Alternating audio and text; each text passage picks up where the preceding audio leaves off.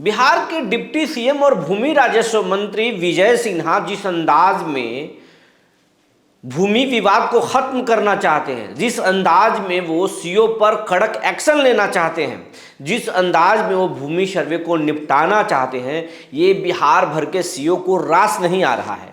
विजय सिन्हा खड़े खड़े सस्पेंड के ऑर्डर दे देते हैं, सस्पेंड कर देते हैं।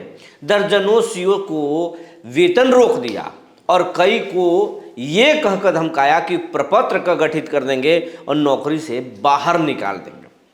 और जिस तरीके से वो दबाव देकर काम करा रहे हैं, वो सीओ को परेशान करने वाला था। और सीओ बोल रहे हैं कि आप कोर्ट को भी नहीं मान रहे, कोर्ट के आदेश को भी पलटने के लिए बोल रहे हैं, या फिर जो कोर्ट का विवाद है, जो कोर्ट का आदेश है, उसके आधार पर अब दखल कब्जा दिलाने की बात कर रहे हैं। लेकिन अगर उसमें कोर्ट कोई चला गया तो परेशानी हो जाएगा मंत्री जी। और लेकिन सुबह से लेकर रात तक आप काम करवा रहे हैं, मानसिक प्रताड़ना दे रहे हैं, ऊपर से पब्लिक भी गालियां दे रही है। ऐसा छवि गढ़ा जा रहा है सीओ का, राजस्व कर्मचारी का, कि अब समाज में अच्छे नज़र से कोई देखता नहीं है। ये बात कहकर बिहार भर के सीओ और राजस्व कर्मचारी कल यानी एक दिन पहले सुबह में हड़ताल पर चले गए। लेकिन शाम होते होते सीओ का हड़ताल खत्म हो गया। आखिर विजय सिन्हा ने आखिर कौन सा ऐसा नस दबाया कि सीओ की हेकड़ी बंद हो गई, सीओ मान गए। जो सीओ महीनों से नाराज चल रहे थे, सरकार के खिलाफ हड़ताल पर चले गए, वो सीओ मंत्री जी पर इतना भरोसा कर बैठे, मंत्री के प्रति इतना उदार हो गए कि हड़ताल ही खत्म हो गया। कहा जा रहा है कि विजय सिन्हा ने कोई कमजोर नस दबा दिया, जिसके बाद मामला सेट हो गया। तो आखिर वो कौन सा कमजोर नस है? और जिस अंदाज में विजय सिन्हा भूमि सर्वे कराना चाहते हैं, ज़मीनी विवाद को ख़त्म करना चाहते हैं, वो क्या हो जाएगा? वाकई हो जाएगा। अब लोगों की शिकायत पर ही एक्शन होगा, सीओ की फरियाद पर कोई एक्शन नहीं होगा। ये सब कुछ आज हम बताएंगे, वो कमज़ोर नस भी बताएंगे जिसके बाद हड़ताल ख़त्म हुआ है। जी नमस्कार, मैं हूं विपुल कुमार और आप देख रहे हैं सूर्य बिहार डिजिटल न्यूज़।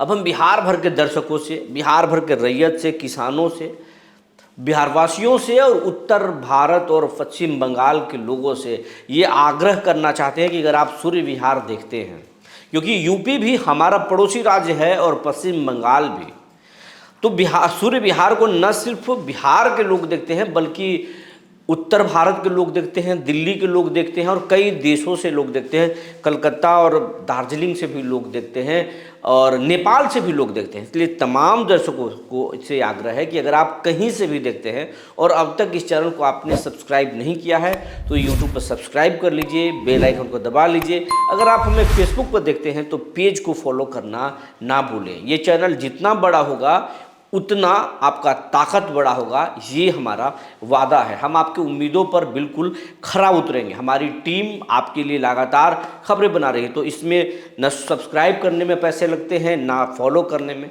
तो जल्दी कीजिए और आप इस चैनल को अपना सहयोग प्रदान कीजिए।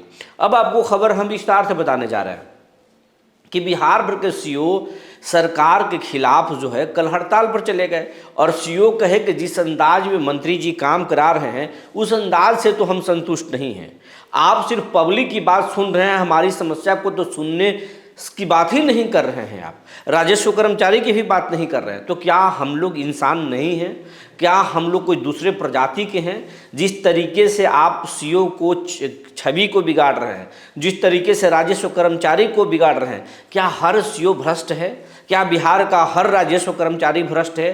क्या बिहार का हर अंचल में रहने वाला कर्मचारी भ्रष्ट है, बेईमान है, या फिर कुछ उसमें ईमानदार भी हैं? अगर ईमानदार हैं तो उनकी ईमानदारी का इनाम कब मिलेगा? और अगर सबको आप जिस तरीके से, जिस अंदाज में आप कैमरे पर आकर के और फरमान सुना रहे हैं कि हम आपको सस्पेंड कर देंगे, हम आपको पकड़वा लेंगे, हम आपको गिरफ्तार कर लेंगे, इससे जनता में एक सीईओ की और अंचल अधिकारियों की, अंचल ऑफिस में काम करने वाले कर्मचारियों की जो छवि बन रही है वो खलनायक वाली बन रही है।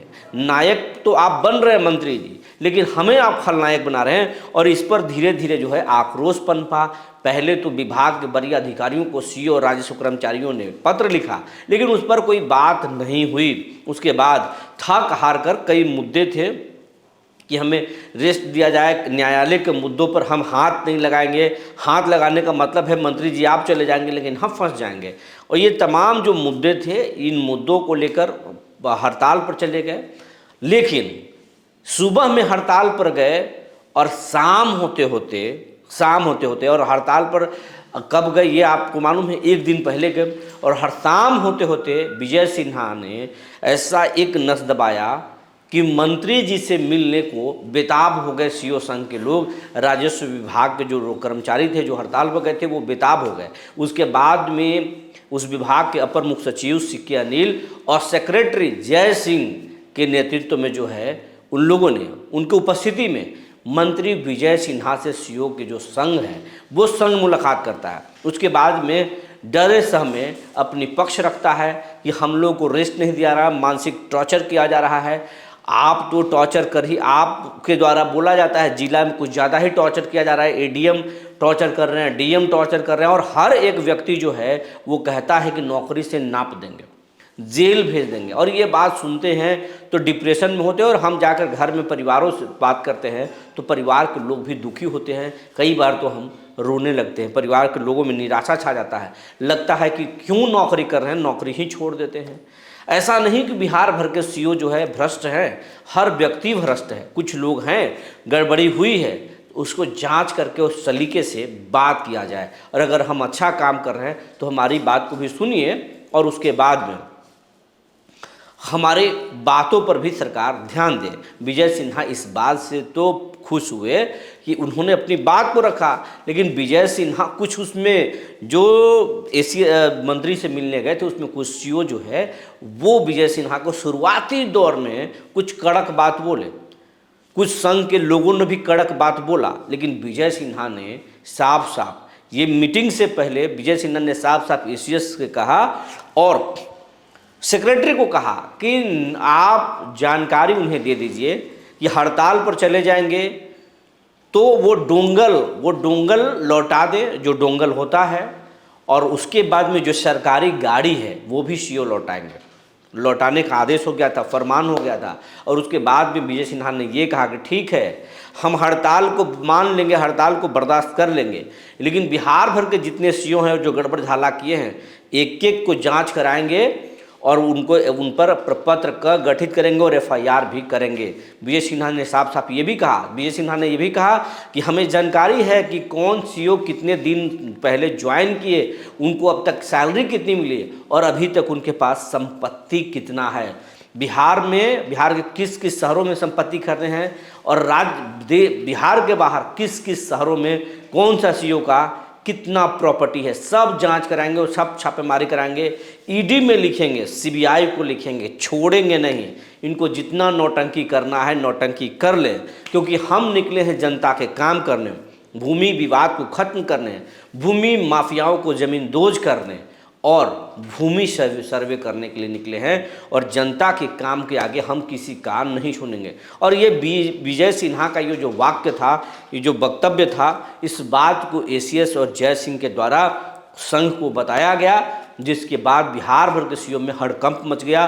फिर वो राजी हो गए और फिर जा कर के विजय सिन्हा से मिले और तरीके से उन्होंने बात रखा। हालांकि इसमें एक दो जो है वो कड़क अंदाज में बात कर रहे थे, लेकिन मंत्री ने जब आंख दिखाया तो फिर शांत हो गए। फिर विजय सिन्हा ने ये भी कहा कि जो अच्छे काम कर रहे हैं उन्हें हम सम्मानित करेंगे, इनाम भी देंगे, लेकिन जो भ्रष्ट हैं, जो गड़बड़ी करेंगे उन्हें छोड़ेंगे नहीं। जिस अंदाज में हम चल रहे हैं उसी अंदाज में चलेंगे। तो यही है वो कमज़ोर नस जिसको ये विजय सिन्हा ने दबा दिया कि हम आप हड़ताल पर जाइए लेकिन छोड़ेंगे नहीं, संपत्तियों का जाँच करेंगे, कार्रवाई करेंगे, जो गड़बड़ झाला है वो उस पर जांच करेंगे और छोड़ेंगे नहीं। इसके बाद में ही सारे सीईओ मान गए और हड़ताल वापस हो गया। अब आपको बता दे रहे हैं सरकार जो है अब और ताकत के साथ जो है वो अब भूमि विवाद के मामलों को निपटाने वाली है। भूमि माफियाओं का लिस्ट तैयार करने के लिए विजय सिन्हा ने सबको दिया है, सीओ को, सीआई को, राजस्व कर्मचारियों को, कि किस मौजा में कौन सा भूमि माफिया है, सबसे ज़्यादा कौन ज़मीन हड़प कर रखा है, ये सूची तैयार करने के लिए, और ये भी तैयार करने के लिए सरकारी ज़मीनों का मोटेशन कौन कौन सीओ ने किया है। इसीलिए हड़बड़ाहट हुई थी और ये काम अभी जारी रहेगा। अगर आप किसान हैं, रैयत है, तो आप परेशान मत होइए, सरकार फुल एक्शन में है। और अगर आपका वाजिब ज़मीन है, आपको सरकार देगी। आपका ज़मीन का पेपर नहीं है तो भी टेंशन छोड़ दीजिए, आपके पास आपका ज़मीन होना चाहिए, सरकार पेपर इंतज़ाम करेगी।